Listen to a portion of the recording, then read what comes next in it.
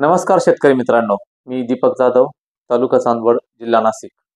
बघा, उन्हाळा सुरू झालाय आणि उन्हाळा सुरू झाला की लाल कोळीचा म्हणजे रेड माइट्स किंवा येलो माइट्सचा अटॅक हा मोठ्या प्रमाणात वाढतो.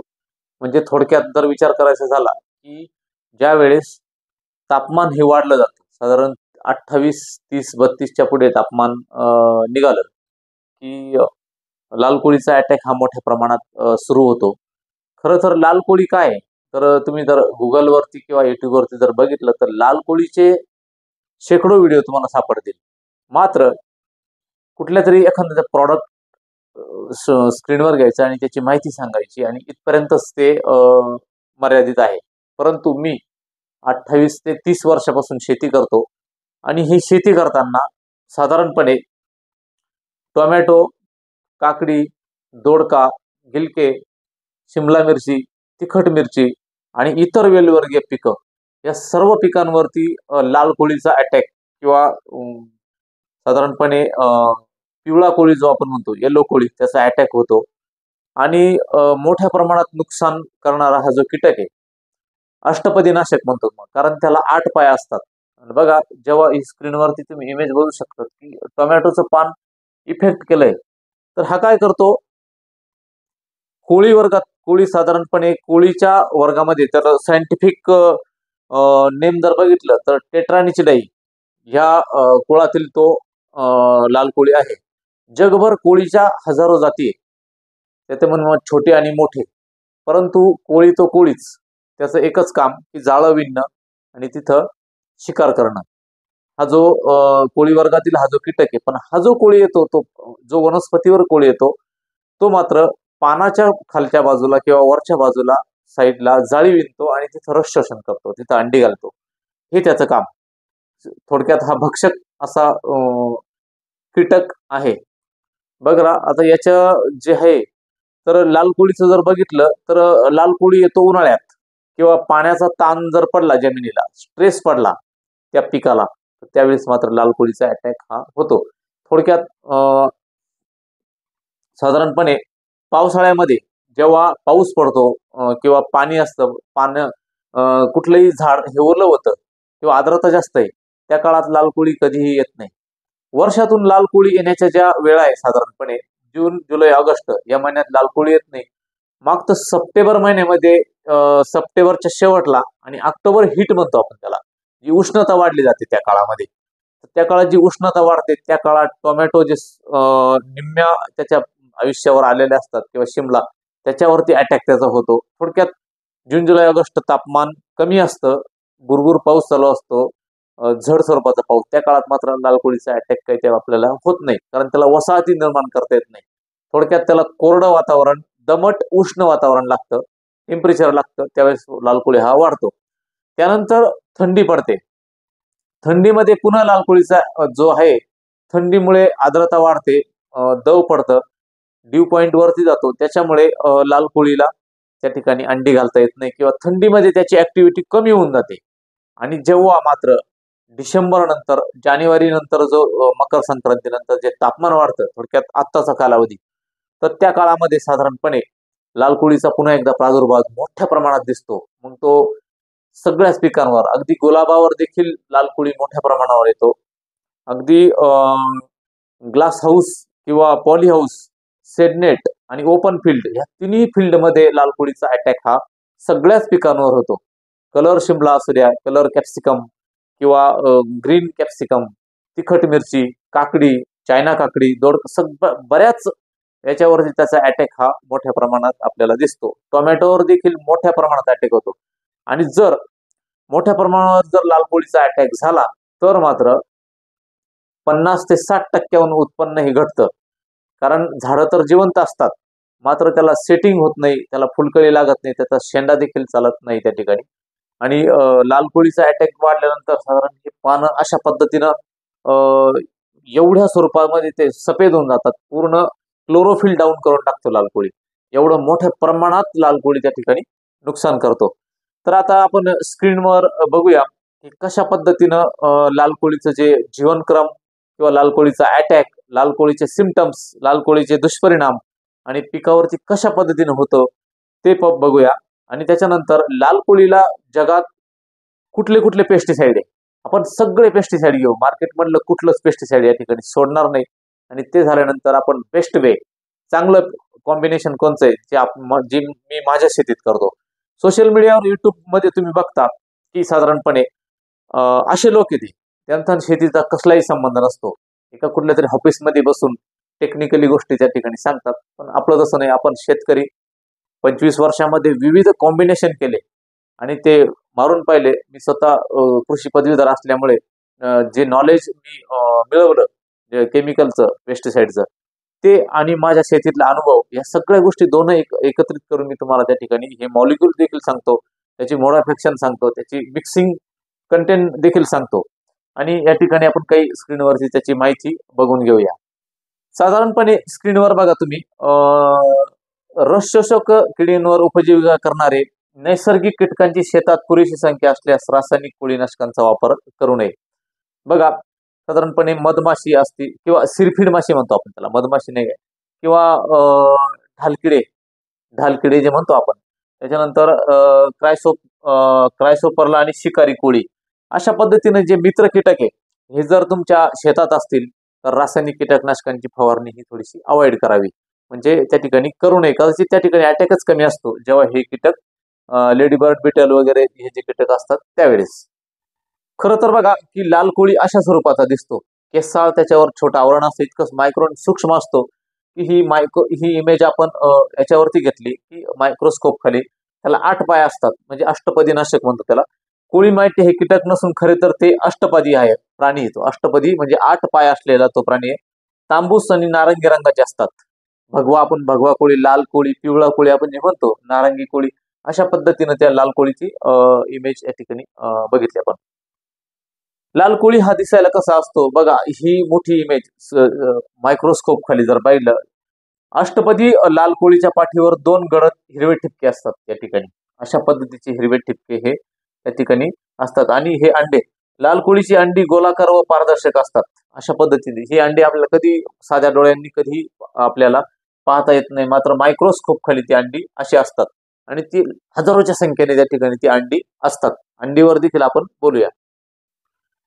पानाच्या मागे इतर जे कीटक असतात त्या कीटकांबरोबर लाल कोळी देखील असतात. बघा, कोळी पानांच्या खालील बाजूस जमावाने आढळतात. कोळी कधीच एकटा राहत नाही. कोळीस हा जमावाने कधी अशा स्वरूपात मोठ्या प्रमाणात अटॅक जर झाला तर अशा पद्धतीने तो असतो. बघा, जर लाल कोळीची पिल्ले आणि प्रौढ हे पानांच्या खालील बाजूस जमावाने राहून पानातील रस शोषून घेतात. म्हणजे काय करतात, पानातील रस शोषून घेतात. ह्या शिरा ज्या दिसतात ह्या रक्तवाहिन्या आहे पानाच्या, इथे ते असतात आणि पूर्ण रस शोषण करण्याचं काम करतात. त्यामुळं पान क्लोरोफिल डाऊन झाल्यानंतर वरच्या बाजूला पान पूर्णपणे सफेद दिसतं. आपल्याला असं वाटतं की मॅग्नेशियमची कमतरता झाली की काय, की टॉक्सिसिटी मोठ्या प्रमाणात त्या ठिकाणी डिफिशियन्सी त्या ठिकाणी अन्नद्रव्यांची दिसते, पण तसं नसतं. लाल कोळीचे सिम्पटम्स त्या ठिकाणी असतात. खाल्ल्या बाजूला हजारो लाल कोळी बघा, हे लाल जे दिसतं ही किडे हे लाल कोळीच आहेत. साधारणपणे बघा, हे जे पान दिसतं आपल्याला याचं खालच्या बाजूला रस शोषण केल्यामुळे क्लोरोफिल डाऊन झाल्यामुळे असं सफेद पान त्या ठिकाणी झालेलं असतं. असं सफेद पान जेव्हा पडतं, झाडाकडून अन्न निर्मिती होत नाही आणि अन्न निर्मिती न झाल्यामुळे फळांची फुगवण थांबते, फळांची क्वालिटी बिघडते, सेटिंग होत नाही आणि शेंडा देखील त्या ठिकाणी चालत नाही. हिरव्या पानावर टाचणीच्या टोकासारखे असे टिपके त्या ठिकाणी पिवळसर पांढुरके टिपके त्या ठिकाणी दिसतात. असे असंख्य टिपके नंतर एकमेकात मिसळून पान पिवळसर दिसतं. म्हणजे आपण जे सांगितलं तसे सिम्पटम्स या ठिकाणी आहेत. बघा, लाल कोळी अशा स्वरूपात असतो. तो लाल रंगाची कोळी सूक्ष्म अतिसूक्ष्म असतात ते, आणि ते जाळे विणतात. पिल्ले हिरवट रंगाचे असून शरीरावर गर्द ठिपके असतात. पिल्ले हिरवट रंगाची आणि प्रौढ झाल्यानंतर ते लाल त्या ठिकाणी होतात आणि तिचं रस शोषण ते करत असतात. जर तुम्ही तुमच्या टोमॅटोच्या प्लॉटमध्ये किंवा शिमला मिरचीच्या प्लॉटमध्ये जर बघितलं असेल, जर शेडनेट असेल तुमच्याकडे, तर लाल कोळी साधारणपणे पानाच्या आजूबाजूला अशी जाळी विणतो बघा. आणि ह्या पानावर जर बघितलं तर पानाच्या टोकाकडील भागावर जाऊन जेव्हा जशी जशी सकाळ होते, 9, 10, 11, 12, 1, 2, जसं जसं तापमान वाढतं तर हा लाल कोळी बाहेर निघतो आणि मोठ्या प्रमाणामध्ये त्या ठिकाणी ते एका झाडावर हजारो लाल कोळी त्या ठिकाणी असतात आणि पानाच्या टोकावर जातात. कधी कधी ते त्या दोरीने देखील वर जातात, जे आपण बांधलेले असते टोमॅटोचे वर जातात आणि तारेवरती जाऊन एका ठिकाणी जमा होतात. काही संशोधनामध्ये असं आढळलं की लाल कोळी हा गुरुत्वाकर्षण शक्तीच्या विरुद्ध काम करतो. म्हणजे त्याला वरच्या बाजूलाच जावं लागतं, नाही तर लाल कोळी हा ऍक्टिव्हिटी करू शकत नाही. लाल कोळीला ह्या वरच्या बाजूला अन्न शोषण करून तो वरच्या बाजूला जातो, तर त्याला त्या वसाहती वाढाव्या लागतात. म्हणून लाल कोळी हा कुठल्याही टोकाच्या बाजूला जमा झालेला त्या ठिकाणी दिसतो. बघा, पोषक हवामान. आता कोळीच्या वाढीसाठी उबदार कोरडे हवामान गरजेचे आहे आणि पाऊस आणि उच्च सापेक्ष आर्द्रता कोळीस मारक ठरते. पाऊस जर सुरू झाला आणि आर्द्रता जर वाढली त्याला ती मारक ठरते आणि तो नष्ट होते, त्याच्या वसाहतीच नष्ट होऊन जाते. त्याची जाळ, पाऊस पडला म्हणजे त्याचे ते विणलेलं जाळ नष्ट होतं आणि लाल कोळी त्या ठिकाणी किल्ल होतो पावसाने. आता लाल कोळीचं जे काही प्रसार ते कशाने होतं बघा. जर लाल कोळी जर तुमच्या प्लॉटमध्ये असल्या आणि जोरदार वारा जर सुटला तर वाळ्याच्या झुळकेने देखील लाल कोळी उडून कित्येक किलोमीटर पर्यंत दूर जाऊ शकतो बरं का. आणि संक्रमित रोपाद्वारे एखादं रोप जर लाल कोळीचं इफेक्टेड रोप आहे ते जर तुम्ही आणलं तर त्याच्यातून लाल कोळी हा पसरतो आणि रोपाच्या कापलेल्या फांद्यातून देखील होतो. किंवा शेजारी जर इफेक्टेड प्लॉट आहे आणि तुमच्या शेजारी जर दुसरीकडे जर चांगला प्लॉट आहे तर त्याच प्लॉटला देखील अटॅक त्या ठिकाणी होऊ शकतो. बघा, लाल कोळीचा आता लाल कोळीशी संबंधित आपण माहिती घेतली. आता लाल कोळीचा कंट्रोल करण्याकरता काय केलं पाहिजे आणि कोणत्या नियंत्रणाच्या पद्धती ते बघा. लाल कोळीचा जर खूप अटॅक वाढला, एकतर लाल कोळीचा अटॅक येऊ नये म्हणून तुम्ही काय करायचं, पुरेशी ओल पाहिजे. खाली पाण्याचा ताण उन्हाळ्यामध्ये कधीही देऊ नये. म्हणजे व्यवस्थित पाणी पाहिजे. पाणी जर स्ट्रेस झाला, पाण्याचा ताण पडला तर लाल कोळी वाढतो. त्याच्यामुळे पाण्याचा ताण न देता पिकांना वेळेवर पाणी देणं गरजेचं असतं. आणि जर लाल कोळीचा जर अटॅक खूपच झाला तर त्यावेळेस चांगल्या पद्धतीचं स्टिकर घ्यायचं. आधी एकरी 500 लिटर पाण्यानं धुवून वॉश करून काढायचं, आधी ते पूर्ण वॉश करायचं. काही लोक निरमा साबण देखील त्या ठिकाणी वापरतात, काही ठिकाणी फेस करून तो वॉश करण्याकरता म्हणजे धुण्याकरता. पण मला असं वाटतं चांगल्या पद्धतीचं जर स्टिकर घेतलं आणि ते पूर्ण जर झाडं ओले करून काढले उन्हाळ्यामध्ये तर ते पूर्ण त्या लाल कोळीला पूर्ण त्याच्या वेळी जाळी नष्ट होती आणि त्याच्यानंतर मग एक चांगला स्प्रे द्यायचा. परंतु हे झालं लाल कोळीच्या नियंत्रणाच्या आधीच्या पद्धती. म्हणजे जर खूपच अटॅक असेल तर अशा पद्धतीने आपण ते करू शकतो. मात्र बघा, मार्केटमध्ये जवळपास लाल कोळीची जी औषधं आहे, 10-12 औषधं तुम्हाला या ठिकाणी सांगणार आहे. तर ती औषधं जवळपास 1-2 औषधं फक्त आंतरप्रवाही आहे. लाल कोळीची सगळीच औषधं ही स्पर्शजन्य म्हणजे कॉन्टॅक्ट म्हणता येईल त्याला, कॉन्टॅक्ट इन्सेक्टिसाइड किंवा ट्रान्सलेमिनार ऍक्शन आहे त्याची, झिरपण्याची क्रिया. फक्त 2 औषधं त्यात आंतरप्रवाही आहे. आणि बघा, आता लाल कोळीला कंट्रोल करण्याकरता मार्केटमधले सगळेच औषधं मी सांगतो आणि ते सांगितल्यानंतर काही कॉम्बिनेशन सांगतो, ते तुम्ही नोंद करून त्या ठिकाणी घ्यायचंय. बघा, आता मी स्क्रीनवरती ते टाकतो आणि वाचून देखील दाखवतो, तुम्ही त्या पद्धतीने बघा. तर बघा, जे कॉर्टेवा पूर्वी डिपॉनकडे जो औषध होतं ते आता कॉर्टेवाकडे मला वाटतं. तर ते मॅजिस्टर त्याच्यामध्ये फेनॉक्विन नावाचा कंटेन आहे. त्याच्यानंतर इंट्रेपिड, BSFचं इंट्रेपिड येतं दुसरं. त्याच्यामध्ये क्लोरफेनापायर नावाचा कंटेन आहे. त्याच्यानंतर आबासिन, जे आपण आबामेक्टिन मारतो, हे सगळ्यांना माहिती आहे. त्याच्यानंतर ओबेरॉन, बायरचं ओबेरॉन होतं, त्याच्यामध्ये स्पायरोमिसिफेन आहे. त्यानंतर मोवेंटो ओडीमध्ये स्पायरोटेट्रामेट आणि इमिडाक्लोप्रिड जे येतं, स्पायरोटेट्रामेट त्यात कंटेन आहे. सिमोडिस हे साधारणपणे सिजंडा कंपनीकडून वितरित करण्यात येतं. त्याच्यामध्ये आयसोसायक्लोसिरम नावाचा कंटेन येतो. त्यानंतर कुनोची येतं. त्यानंतर सेदना येतं. त्यानंतर मेटिगेट, बोर्निओ, फ्लोरामाइट, कानेमाइट आणि अल्माइट आणि आर्माइट अशा पद्धतीनं जे औषध आहे ते मी तुम्हाला त्या ठिकाणी स्क्रीनवरती देखील टाकली आहे. बघा, आता एक औषधाचं आपण त्या ठिकाणी बघूया. त्या ठिकाणी पहिलं जे औषध सांगितलं तर ते औषध साधारणपणे बघा, मी जी औषधं वाचून दाखवली त्याच्यापैकी मॅजिस्टरचं आपण टेक्निकल बघूया की मॅजिस्टर कशा पद्धतीने काम करतं. बघा, मॅजिस्टर हे METI ॲक्रिसाइड म्हणजे त्या गटातलं येते. साधारणपणे त्याचं प्रमाण जे आहे 2.5 मिली ते 2 मिली प्रमाण त्याचं घ्यायचं. समजा 200ला 400 मिली इतकं घ्यायचं किंवा एकरी 400 मिली प्रमाण त्याचं त्या ठिकाणी आहे. ते ट्रायफॉस्फेट तयार होऊन देत नाही या किडीमध्ये, त्याच्यामुळे ते किडी त्या ठिकाणी मरतात आणि ते स्पर्शजन्य साधारणपणे त्याचा जो पिरियड आहे 7 दिवस आधी मारलं पाहिजे, त्याचं पीक निघायच्या आधी. साधारण हे झालं मॅजिस्टरचं. आता दुसरं त्या ठिकाणी औषध बघूया, ते म्हणजे इंट्रेपिड. हे स्क्रीनवर दिसतंय हे इंट्रेपिड, या इंट्रेपिड BSF कंपनीकडून वितरित करण्यात येतं. तर त्याच्यामध्ये साधारण क्लोरफेनापायर, आता हे औषध थोडं जपून वापरायचे, कारण बागेजवळ रेजिस्टन्स बागेमध्ये त्याचं जर उडालं तर त्याचे अंश त्या ठिकाणी राहू शकतात. क्लोरफेनापायर तर 10% SC. आता हे देखील एक कॉन्टॅक्टच काम करतं, काही प्रमाणात ते ट्रान्सलेमिनर देखील त्या ठिकाणी काम करतं. तर याची काम करण्याची पद्धत देखील स्क्रीनवर बघून घ्या की 1 ते 2 मिली त्याचं प्रमाण त्या ठिकाणी आहे आणि हे मल्टिपल म्हणजे विविध कीटकांवर काम करतं. थ्रिप्स, पांढरी माशी, तुडतुडे, लाल कोळी सगळ्यांवर ते काम करतं. पण तितक्याशा प्रमाणात लाल कोळीला ते कंट्रोल करत नाही, पण ते माहितीस्तव मी त्या ठिकाणी टाकलंय. तिसरं औषध आहे त्या ठिकाणी बघा, क्रिस्टल कंपनीचं आबासिन, त्याच्यामध्ये आबामेक्टिन आहे. आता हे जे आबामेक्टिन आहे ना, तर ते एका जीवाणूपासून काढलं जातं. स्ट्रेप्टोमायसिन आयव्हर्मेटिस नावाच्या एका जीवाणूपासून च्या याच्यातून मायट्रोकॉन्ड्रियातून ते त्या ठिकाणी ते कलेक्ट केलं जातं आणि त्याच्यापासून आबामेक्टिन नावाचं कीटकनाशक बनवलं जातं. तर बघा, साधारणपणे एक बेशरम नावाची एक वनस्पती दिसते. ते दशपर्णी अर्कात जे बेशरम वापरतो, त्या बेशरम मध्ये देखील हा जो जीवाणू असतो आणि त्या ठिकाणी त्या बेशरमावर हा जीवाणू असतो, तिथं आबामेक्टिन सापडलं. कारण दशपर्णी अर्कातून त्याला बाजूला काढला आता, कारण ते जैविक सेंद्रिय शेतीला चालत नाही, म्हणजे त्याच्यामध्ये ते असतं. तर आबामेक्टिन हे स्पर्शजन्य काम करतं. ट्रान्सलेमिनर देखील त्या ठिकाणी काम करतं आणि ते नर्वस सिस्टीम ब्रेक करतं त्या लाल कोळीची. त्यामुळं सगळे लोकांना कुठलं म्हणजे कोणाला विचारलं तर आबामेक्टिन सांगतात. याचं कारण ते अशा पद्धतीने काम करतं. तितकंसं देखील आता ते रिझल्ट त्या ठिकाणी देत नाही. पुढचं औषध आहे की ओबेरॉन, सर्वांनाच माहिती आहे, जुनं औषध आहे. त्याच्यामध्ये स्पायरोमिसिफेन नावाचा कंटेन आहे. तर ते फार जुनं असं बायर कंपनीचं औषध आहे. तर ते आहे टेट्रामिक ऍसिड डेरिव्हेटिव्ह आणि ते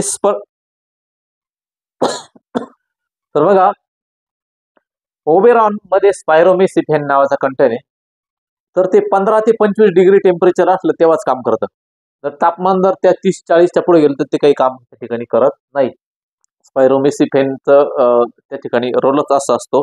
टेट्रामिक ऍसिड डेरिव्हेटिव्ह म्हणजे तुम्ही जे मोवेंटो ओडी वापरता, मोवेंटो ओडी आणि हे सेम ग्रुपचं आहे. कंटेंट वेगळा असलं तरी त्याची मॉडिफिकेशन सेम त्या ठिकाणी असते. पुढचं बघूया. आता हे आहे फार जुनं औषध आहे, धानुका कंपनीकडून जे ओमाइट वितरित केलं जातं. त्याच्यामध्ये साधारणपणे प्रॉपर गाईट हा कंटेन येतो 57% EC. तर प्रॉपर गाईट मध्ये साधारणपणे याचं जर प्रमाण वाढलं तर स्कॉर्चिंग येऊ शकते पिकांवर. त्यामुळे अतिउष्ण टेम्परेचर किंवा पॉलीहाऊस शेडनेट मध्ये जपून वापरावं आणि वापर करताना सायंकाळी वापर करावा त्याचा, पॉलीहाऊस शेडनेट मध्ये किंवा ओपन फील्डला देखील. त्याच्यामध्ये साधारणपणे तुम्ही सल्फर ऍड करू शकता. एखादं लिक्विड, जसं सल्फर मिलचं लिक्विड फ्लो येतं, त्याच्यामध्ये सल्फर आणि ओमाइटचं कॉम्बिनेशन लाल कोळीला त्या ठिकाणी स्वस्त आणि मस्त असं चांगलं कॉम्बिनेशन त्या ठिकाणी आहे. पण स्कॉर्चिंगला थोडंसं काळजीपूर्वक त्याचा वापर करावा. सुमिटोमो केमिकल्स कंपनीकडून वितरित साधारणपणे मिओथ्रिन, त्यात फेन प्रोप्रेथिन नावाचा कंटेन आहे. तो सिंथेटिक पॅरेथ्राइड गटातला, म्हणजे कराटे आपण सायपरमेथ्रिन जे वापरतो त्याच गटातला हा फेन प्रोप्रेथिन म्हणजे मिओथ्रिन आहे. तर याचा लाल कोळीचा तसा संबंध नाहीये. पण काय होतं, जे बोर्निओ येतं, इटाक्साझोल आपण म्हणतो, तर स्क्रीनवर बघा ते, तर बोर्निओ आणि मिओथ्रिन यांचं कॉम्बिनेशन चांगलं आहे. तर हे दोन्ही एकत्र घेऊन त्या ठिकाणी लाल कोळीला ते वापरता येतं. मिओथ्रिन साधारणपणे 2 मिली आणि बोर्निओ 120 ते 180 मिली एवढं घेऊन ते एकरी मारल्यानंतर लाल कोळीचा चांगला कंट्रोल त्या ठिकाणी मिळतो. हे मोवेंटो उडी एनर्जी किंवा ओडी घ्या. तर त्याच्यामध्ये बघा, आता याचा तसा लाल कोळीचा संबंध नाही, पण 2 वे सिस्टमिक आहे. जे बोललो होतं की काही औषधं अंतर्प्रवाही काम करतात. तर एकमेव हे 2 वे सिस्टमिक असं त्या ठिकाणी औषध या ठिकाणी आहे. त्याच्यामध्ये स्पायरोटेट्रामेट नावाचा घटक आहे आणि मोवेंटो एनर्जी जर घेतलं तर स्पायरोटेट्रामेट बरोबर त्या ठिकाणी इमिडाक्लोप्रिड देखील त्या ठिकाणी ऍड केलेलं असतं बघा. तर त्याच्यामध्ये ग्रुप 23 या गटातलं ते औषध आहे. 160 ते 240 मिली एकरी इतकं त्याचं प्रमाण त्या ठिकाणी तुम्हाला घ्यायचं आहे आणि बायर कंपनीकडून ते वितरित केलं जातं. ओबेरॉनच्याच गटातले ते, ओबेरॉनच्याच गटातले टेट्रामिक ऍसिड डेरिव्हेटिव्ह. तर हे काय करतं, लिपिड प्रोफाईल आपण जे म्हणतो, लिपिडची त्या कीटकांमधील निर्मिती थांबवतं आणि ते मरतात, असं त्याची काम करण्याची पद्धत त्या ठिकाणी आहे. आता बघा हे सिजंडा कंपनीकडून सिमोडिस नावाचं एक कीटकनाशक आहे. तर हे विविध मल्टिपल कीटकांवर चालतं. ते थ्रिप्स, पांढरी माशी, आळी, तुडतुडे, नागाळी आणि लाल कोळीवर देखील चालतं. म्हणजे आपण ते मागच्या थ्रिप्सच्या व्हिडिओ देखील बघितलं होतं की कशा पद्धतीने ते काम त्या ठिकाणी करतं. हे कीटकांना मारल्यानंतर कीटकांना लक्षात येत नाही, म्हणजे ते उशिरा पचवलं जातं बघा. सावकाश त्याचं असं माहिती की सावकाश पचवलं जातं आणि विषबाधेची लक्षणं त्याची उशिरा दिसतात. म्हणजे मारल्यानंतर लगेच मरत नाही कीटक, तर 3-4 दिवसानंतर त्याची गाबा रिसेप्टर आहे त्याच्यावर, याच्यावर जे काम करण्याची पद्धत म्हणजे मेटाडायमाइड आयझोक्झोलिन गटातलं सिमोडिस हे जर तुम्हाला थ्रिप्स, पांढरी माशी त्याच्याबरोबर लाल कोळी कंट्रोल करायचं असेल तर सिमोडिस हे चांगलं काम त्या ठिकाणी करतं. बघा हे कुनोची, याच्यामध्ये सायनोपायरोफेन नावाचा कंटेन आहे 30% असते. तर बघा जपानच्या ज्या निशान केमिकल्स कंपनीकडून हे वितरित त्या ठिकाणी केलं जातं. तर बघा याचे रिझल्ट फार सुंदर आहे कुनोचीचे. तर तसं जर बघितलं तुम्ही स्क्रीनवर बघून घ्या ते. तर कुनोची मध्ये आम्ही काही कॉम्बिनेशन केलेलं आहे. तर ते माझ्या स्वतःच्या शेतीतले. तर ते आपण बघू शकता की कुनोची मध्ये काय करायचं आहे. हा प्रयोग खूप छान आहे. कारण तो नवीन मॉलिक्यूल म्हणजे 2-3 वर्षापूर्वी झालेला आहे. रेजिस्टन्स पण कमी आहे सायनोपायरोफेनला. तर याच्यामध्ये काय करायचंय, 200 लिटरला 160 मिली ते 200 मिली पर्यंत त्याचं प्रमाण जे आहे ते घ्यायचंय. तर बघा काही लोक 100 मिली घेतात. अटॅक जर कमी असेल तर 100 मिली देखील घेतलं चला. तर याच्यामध्ये 750 मिली देशी दारू घ्यायची. देशी दारू 750 मिली आणि गूळ 1 किलो. 200 लिटरला 1 किलो गूळ त्याच्यात पाण्यात डिझॉल्व करून घ्यायचा आणि तो असं 3 मिक्स जर केलं, काय होतं, लाल कोळी त्या गूळ खाण्याकरता त्या ठिकाणी येतो आणि जेव्हा ते मिक्स झालेलं असतं तर लाल कोळीच्या पोटात जाऊन त्या ठिकाणी लाल कोळी चांगल्या प्रकारे कंट्रोल भेटतो. फक्त त्याच्यामध्ये 750 मिली दारू, 100 मिली कुनोची आणि 1 किलो गूळ अशा पद्धतीने जर कॉम्बिनेशन करून घेतलं तर कुनोचीने लाल कोळी चांगला कंट्रोल भेटतो. हा माझा त्या ठिकाणी अनुभव आहे आणि तो रिझल्ट देखील खूप त्या ठिकाणी छान आहे. बघा हे सेदन आहे, टाटा कंपनीचं आहे ते. तर त्याच्यामध्ये फेनपायरॉक्झिमेट नावाचा कंटेन आहे. तर तसं जुनंच औषध आहे. एक मिटिगेट नावानं पण येतं, त्याची पण आपण इमेज बघून घेऊया. तर बघा सेदना आणि मिटिगेट याच्यामध्ये फेनपायरॉक्झिमेटच 5% EC आहे. तर हे देखील एक लाल कोळीला चांगलं औषध आहे. तर याच्यामध्ये जर तुम्ही मी ते कॉम्बिनेशन नंतर सांगतो तुम्हाला, पण हा देखील एक चांगला टाटाचं सेदना किंवा हे औषध येतं. तर हे चांगलं औषध त्या ठिकाणी लाल कोळीला स्वस्त आणि मस्त असं औषध त्या ठिकाणी आहे. त्यानंतर पुढचं औषध आहे ते म्हणजे बोर्निओ. याच्यामध्ये इटाक्साझोल 10% SC येतं हे. तर याचं काम करण्याची पद्धत स्क्रीनवर बघा त्या ठिकाणी कशी आहे, की त्या ठिकाणी अंडी आणि कीड जे आहे त्याच्या विरोधात हे काम करतं. म्हणजे अंडी देखील त्या ठिकाणी नाश त्या ठिकाणी करतं. 160 मिली प्रति एकर या प्रमाणात ते वापरायचं आहे. तर ग्रुप 10चं हे औषध आहे. तर बोर्निओ सुमिटोमो केमिकल कडून वितरित करण्यात येतं. याच्यामध्ये सुमिटोमोचं जे आपण मागे जे दाखवलं साधारणपणे ते बोर्निओ आणि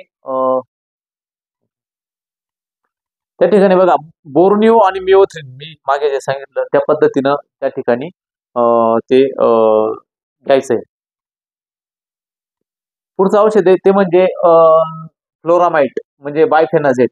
याच्यात बायफेनाझेट नावाचा त्या ठिकाणी कंटेन येतो. तर बघा मित्रांनो की हे जे औषध फार जुनं आहे, तसं बऱ्याच कंपन्यांकडे ट्रान्सफर झालं तरी पण हे कॉन्टॅक्ट असल्यामुळे हे औषध कीटकांच्या पोटात गेल्यानंतरच ते त्या ठिकाणी जेव्हा स्पर्श त्यांचा होतो त्या ठिकाणी ते कीटक लाल कोळी त्या ठिकाणी मारतात. तरी पण त्याचे रिझल्ट इतके पहिल्यासारखे राहिले नाहीत. बघा सिजेंडा कंपनीचं जे पेगासस येतं डायफेन्सिरॉन त्याच्यामध्ये बेंजिफिनॉल युरिया गटातलं ते. तर पूर्वी जे थाययुरिया यायचं बागाच्या पेस्टला त्याच्याच ग्रुपचं ते मॉडिफाईड केलेलं आहे.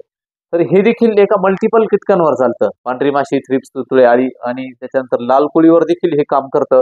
जरी लेबल क्लेम त्याचा असेल तरी पण लाल कोळीवर ते पूर्वी न्यूऑन मध्ये घ्यायचो आम्ही. तर ते क्युराक्रॉन मध्ये जर पेगासस घेतलं तर ते लाल कोळीला चांगल्या प्रकारे काम करतं, पण सायंकाळचा स्प्रे याचा घ्यावा लागतो. बघा महिंद्रा सुमित जी कंपनी आहे तिचं नवीन आलेलं एक हे आहे की कानेमाइट म्हणून आहे. कदाचित तुम्ही वापरलं नसेल अजून ते. गुलाबावरती थ्रिप्स जो लाल कोळी येतो त्याच्यावरती, शिमला मिरचीवरती, टोमॅटोवरती सर्वांवर ते काम करतं. थोडस 1400 रुपयाला साधारणपणे एकरी डोस जातो त्याचावाला. ॲसेक्विनॉल 15% SC फॉर्म्युलेशन आहे, आंतरप्रवाही आणि नॉकडाऊन इफेक्ट म्हणजे तात्काळ नियंत्रण, जसं न्यूऑन मारायचं ना कीटकांना त्याप्रमाणे लाल कोळीला तात्काळ ते मारितं. ॲसेक्विनॉल नावाचा घटक आहे याच्यामध्ये. तर जर लाल कोळी जर कंट्रोल होत नसेल तर ॲसेक्विनॉल, मी जे काही जे औषधं सांगितले त्याच्यापैकी हे खूपच छान ॲसेक्विनॉल आहे. तर हे लाल कोळीला चांगल्या प्रकारे कंट्रोल करतं ॲसेक्विनॉल. म्हणजे कानेमाइट नावाचं ते आहे महिंद्राचं, त्या ठिकाणी तुम्ही घ्या. किंवा कुनोची, आणि त्या ठिकाणी कुनोची, गुळ आणि देशी दारू याचा रिझल्ट पण सुंदर येतो. त्याच्यामध्ये जर 100 मिली क्युराक्रॉन घेतलं तर अजून लाल कोळीला एकदम सुंदर त्या ठिकाणी हे काम करतं. म्हणजे लक्षात घ्या, एक तर कानेमाइटचा सुंदर रिझल्ट आहे, किंवा कुनोची, देशी दारू, गुळ आणि क्युराक्रॉन 100 मिली एकदम सुंदर रिपोर्ट त्या ठिकाणी येतात. त्याच्यानंतर अजून जर पाहिजे असेल तर सल्फर मिलचं ते सल्फर येतं, ते पण आपण स्क्रीनवर बघूया. सल्फर मिल्स कंपनीचं साधारणपणे लिक्विफ्लो हे अतिशय स्वस्त आहे. 200-300 रुपये लिटर जात असेल ते. तर 55% SC फॉर्म्युलेशनचं सल्फर आहे ते. आणि ते क्युराक्रॉन मध्ये जर घेतलं तर लाल कोळीला अतिशय सुंदर असा त्याचा रिझल्ट त्या ठिकाणी येतो. त्या ठिकाणी 200 ला 500 मिली लिक्विफ्लो आणि 200 मिली क्युराक्रॉन असा एकत्रित स्प्रे लाल कोळीला अतिशय सुंदर त्याचे रिपोर्ट त्या ठिकाणी येतात. आपण क्युराक्रॉन शेवटी बोलतो, पण याचे पण स्वस्त आणि मस्त असं त्या ठिकाणी औषध आहे. त्या ठिकाणी बघा, त्या ठिकाणी आपण सगळ्या केमिकल जे आहे मार्केटचे टॉप 10 ब्रँड बघितले, त्याचे कॉम्बिनेशन देखील 2 औषधं सांगितले मी तुम्हाला, की प्रभावी आजच्या काळामध्ये जे प्रभावी आहे, कुनोचीचं दारूचं आणि त्याच्यानंतर ते नवीन आलेलं महिंद्रा कंपनीचं हे अल्माइट आहे. इंटरनॅशनल बायोलॉजिकल लिमिटेड म्हणजे IPL जी कंपनी आहे बॅक्टेरियाची. तर ह्या बॅक्टेरिया याच्यामध्ये हार्सुटेला थॉम्सिनी नावाच्या बॅक्टेरिया आहे. ह्या बॅक्टेरिया स्प्रे झाल्यानंतर त्या लाल कोळीवर वाढतात आणि लाल कोळीला नष्ट करतात. मार्केटमध्ये फक्त अल्माइट हे फक्त ह्याच कंपनीकडे, कदाचित तुम्ही ऐकलंही नसेल की लाल कोळीवर देखील बॅक्टेरिया आहेत. जसं आपण MBV म्हणतो ना, बिवेरिया, मेटारायझम, त्याच्यानंतर व्हर्टिसिलियम, त्या पद्धतीनं हे अल्माइट हे फक्त लाल कोळीवरच्या हार्सुटेला थॉम्सिनी नावाच्या बॅक्टेरिया याच्यामध्ये आहे. हे अल्माइट आहे. हे भिजत घालायचं आदल्या दिवशी किंवा डायरेक्टली स्प्रे केला तरी त्याचा चांगला रिपोर्ट हा त्या ठिकाणी येत असतो. बघा, बायोलॉजिकल कंट्रोलमध्ये जर सेंद्रिय शेती करत असाल तर थोडंसं महाग जातं, पण याचे देखील KB ॲग्रो कंपनीचं देखील बघा, आर्माइट आणि बॅलन्स स्टिक असे 2 औषधं जे एकत्र केले तर लाल कोळीला चांगला रिपोर्ट आहे. फक्त थोडंसं महाग पडतं, 2 मिली प्रति लिटर आणि 0.5 मिली लिटर त्याचं स्टिकर त्या ठिकाणी ऍड करते कंपनी. पण कार्माइटचे देखील सुंदर रिपोर्ट लाल कोळीवरती आहेत. KB ॲग्रोचं फक्त थोडंसं कॉस्टली जातं, तर पण याचे सुंदर रिझल्ट आहे आणि कुठलाही त्याच्यामध्ये रासायनिक अंश त्या ठिकाणी नसतो. बघा, आता मी व्हिडिओ संपवण्याच्या आधी क्युराक्रॉनवर बोलतो. मार्केटमध्ये जी मी तुम्हाला 10 औषधं सांगितली त्याच्यामध्ये 2च फक्त आंतरप्रवाही औषधं आहेत. 2-3 औषधं आंतरप्रवाही आहेत. ती स्पर्शजन्य औषधे लाल कोळीला मारणारी, म्हणजे लाल कोळीच्या संपर्कात आल्यानंतरच लाल कोळी मारणार. परंतु बघा, 2 औषधं आंतरप्रवाही, त्याच्यानंतर बॅक्टेरिया पण सांगितल्या, सल्फर पण सांगितलं. म्हणजे तुम्ही याच्यानुसार तुम्ही नियोजन करू शकता. मात्र क्युराक्रॉन बद्दल मला थोडंसं बोलायचं, म्हणजे त्याचा जो प्रोफेनोफॉस नावाचा घटक आहे हा अंडीनाशक आहे. बघा, सगळे औषधं काय करतात, अगदी 2च औषधं देतात, अंडीचा थोडाफार नाश करतात. मात्र सगळे औषधं मारक आहे, सगळे औषधं मारतातच लाल कोळीला, मात्र अंडीनाश कोणीच करत नाही. त्याच्यामुळे जर क्युराक्रॉन बऱ्याच औषधांमध्ये साधारणपणे आम्ही कॉम्बिनेशन करतो त्या ठिकाणी, आणि जर फक्त सिमोडिस जर सोडलं तर बाकीच्या औषधांमध्ये हे चालतं. आणि त्याच्यामध्ये मिक्स करून साधारणपणे सिमोडिस आणि महिंद्राचं सुमित जे आलं ते सोडून बाकीच्या औषधांमध्ये कॉम्बिनेशन 200 ला 150 मिली पहिल्यांदा प्रमाण घेऊन जर क्युराक्रॉन घेतलं तर अंडीनाश झाला, अंडीनाश आणि मारक क्षमता अशा 2 क्षमता जेव्हा एकत्रित तेव्हा लाल कोळीचा चांगला कंट्रोल त्या ठिकाणी भेटतो. साधारणपणे आज लाल कोळीवरचा जो व्हिडिओ दिला त्याच्यामध्ये मी बऱ्याच गोष्टी सांगितल्या, लाल कोळीची मेकॅनिझम सांगितली, लाल कोळीचं शास्त्रीय नाव, सगळ्या गोष्टी सांगितल्या. साधारणपणे तुम्ही लाल कोळी कंट्रोल करताना जमिनीत ओलावा पुरेसा पाहिजे, ओलावा असू द्या, झाडाला स्ट्रेसमध्ये जाऊन नका देऊ. त्याच्यानंतर क्युराक्रॉनचा स्प्रे करताना त्याच्यामध्ये बायोविटा सारखे एखादं सीवीड घ्या, कुठलंही घ्या तुम्ही, बायोविटासने सीवीड घ्या, म्हणजे त्या ठिकाणी झाडाला स्ट्रेसमध्ये जात नाही आणि काळोखी त्या ठिकाणी टिकून राहते. लाल कोळीच्या स्प्रेमध्ये सीवीड घेतच चला, म्हणजे झाड काळोखीवर राहतं. त्याच्यामुळे लाल कोळी हा वेळीच कंट्रोल करा. बरं, मी 10 औषधं सांगितली ते, आणि लाल कोळीचं एक आहे की 10 केमिस्ट सांगितल्या, त्या सगळ्या वेगळ्या गटातल्या आहेत. त्यामुळे त्या स्प्रे देताना लाल कोळीला डबल स्प्रे द्या नका, तर 4-5 गट बदला. याच्यातली ज्या केमिस्ट्री सांगितलं त्या गट बदलीत, त्याच्यामुळे काय होतं, लाल कोळीला त्या ठिकाणी रेजिस्टन्स डेव्हलप करता येत नाही आणि त्याचा कंट्रोल हा चांगला भेटतो. त्याच्यामुळे आजच्या व्हिडिओमध्ये तुम्ही सल्फर किरोक्रॉन, त्याच्यानंतर कुनोची देशी दारू, गुळ आणि किरोक्रॉन, त्याच्यानंतर नवीन आलेलं जे सुमित महिंद्रा कंपनीचं ते घ्या किंवा अन्य औषधं देखील आहेत. परंतु हे जे कॉम्बिनेशन सांगितले हे, त्यानंतर सेदना मिटिगेट हे स्वस्त औषध आहे. अशा पद्धतीनं नियोजन करून लाल कोळीचं तुम्ही त्या ठिकाणी नियंत्रण करा. आणि बघा, एक व्हिडिओ बनवायचा म्हणजे आम्हाला कमीत कमी त्या ठिकाणी 3-4 तास निघून जातात आणि त्यात अभ्यास करावा लागतो, मॉलिक्यूलचा सगळा रिसर्च करावा लागतो. अभ्यास करून मग तो मांडण्याचा आमचा त्या ठिकाणी प्रयत्न असतो.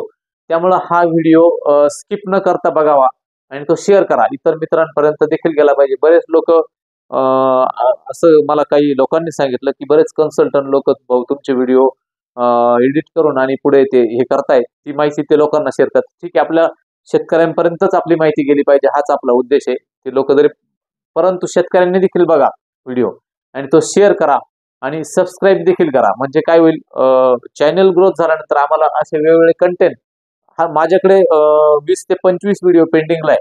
त्याच्यात काही आरोग्याचे, काही आध्यात्मिक, काही कीटकनाशक, बुरशीनाशक, शेतीवर, हवामान, असे खूप व्हिडिओ पेंडिंगला आहे. परंतु शेतीच्या कामामुळे वेळ भेटत नाही आणि ते व्हिडिओ बनवायला आम्हाला तेवढा वेळ नसतो. तरीही चांगले चांगले कंटेंट, आणि जेव्हा ग्रोथ करेल चॅनल त्यावेळी आम्हाला देखील हर्ष म्हणजे उत्साह वाटतो आणि आम्ही देखील चांगले चांगले व्हिडिओ बनवून ते तुमच्यापर्यंत घेऊन येण्याचा आमचा प्रयत्न असतो. धन्यवाद.